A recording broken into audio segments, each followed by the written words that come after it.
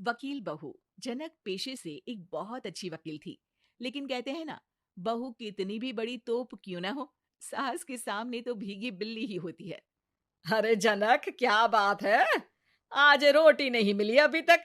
ये तेरा कोर्ट नहीं है जो आज फैसला ना हुआ तो कल की तारीख मिल जाए। रोटी तो रोज वक्त में चाहिए। हाँ।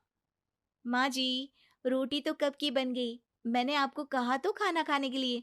आपने शायद सुना नहीं होगा। ओहो हो, जज नहीं हूं मैं तेरे कोर्ट की, सास हूं सास। कोई दलील फालतू की मत देना यहाँ। बहुत जानती हूं मैं इन वकीलों को। अपनी बात ऊपर रखने के लिए झूठ बोलने में जरा भी नहीं सोचते। तभी वहां जनक के ससुर आ जाते हैं। अरे भाग्यवान, क्यों बेचारे के काम को कोसती रहती है हमेशा। मैं भी तो था वहां जब ये आई थी तुझे रोटी खाने को बुलाने के लिए। सास को तो अब गुस्सा आ जाता है कि कैसे किसी ने बहू की साइड ले ली। अरे वाह जी वाह। वो तो मैं जानती थी कि कोई ना कोई गवाह तो ये पेश कर ही देगी। पर मैं तो अब सीधा खाना खाकर सोने जाऊंगी। मुझे आदत नहीं है किसी से बहसा बहसी करने की। पता नहीं कैसे ये वकील इतना दिमाग लगाकर खुद तो झूठ बोलते ही हैं, साथ में झूठे गवाह भी ले आते हैं। जनक को सास के ताने सुनने की अब आदत सी पड़ जाती। एक दिन जनक वकील की ड्रेस पर काला कोट पहनकर कोर्ट के लिए निकल ही रही होती है कि अरे कहाँ चली काला कौवा बनकर? टोक दिया ना। अब कोर्ट तो वकील वाली ड्रेस पहनकर ही जाऊंगी ना। वाह भाई वाह, दामिनी तो मैंने भी देखी है। सन्नी पाजी ने ऐसा ही कोट पहना था और कहा था कि तारीख पर तारीख, तारीख पर तारीख। मतलब कि कोई बात करनी है तो बोलिए, वरना वक्त नहीं है मेरे पास खराब करने के लिए।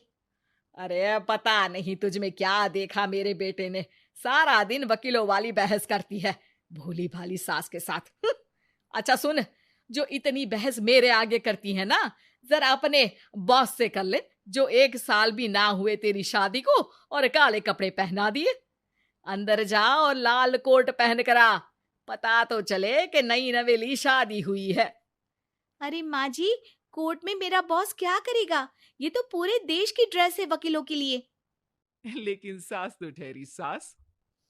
अच्छा, तो कोई जरूरत नहीं है 2-4 साल कोर्ट जाने की। शादी थोड़ी पुरानी हो जाए तब इजाजत दे दूंगी मैं तुझे काले कपड़े पहनने की। अब क्या था, मन मारकर जनक को लाल रंग का कोट पहनकर कोर्ट जाना पड़ता है। उसकी जाने के बाद आहा, बढ़िया, ये पूरे देश की ड्रेस की बात करने वाली। अरे पहना दिया ना लाल कोट।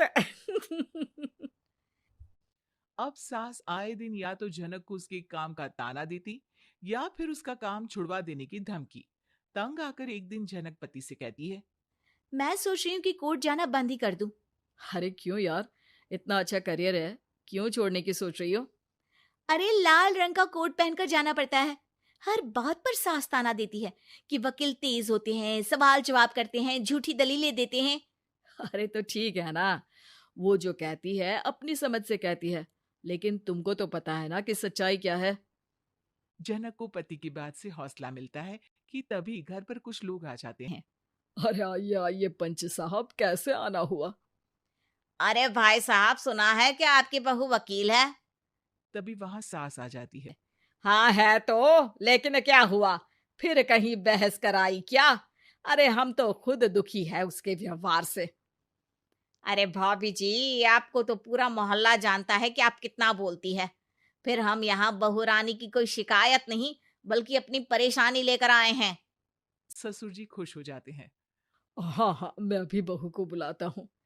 जनक वहां आती है, सबको नमस्ते करके बैठ जाती है। बहू रानी, हमारे गांव में बड़ी मुसीबत आ गई है।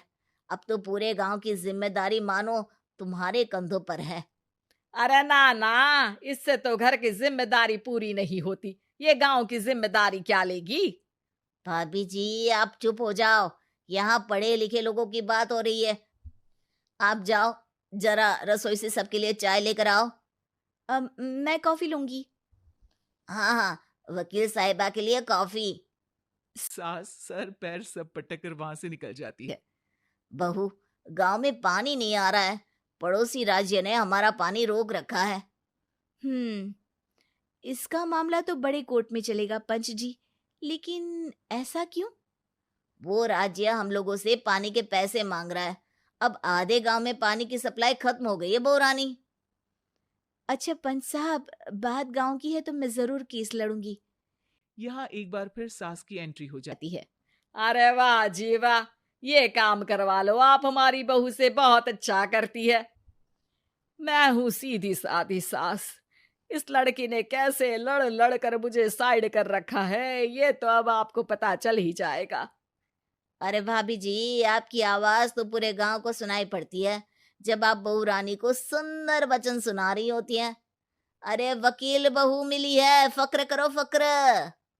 हाँ जी हाँ, सारी फकर तो हम लोग ही करें। खैर, अब जो केस लड़ेगी और पानी गांव में आ जाता है तो पंच साहब लिख कर देना होगा कि हैंड पाइप में सबसे पहले मेरी बाल्टी और घड़ा भरेगा।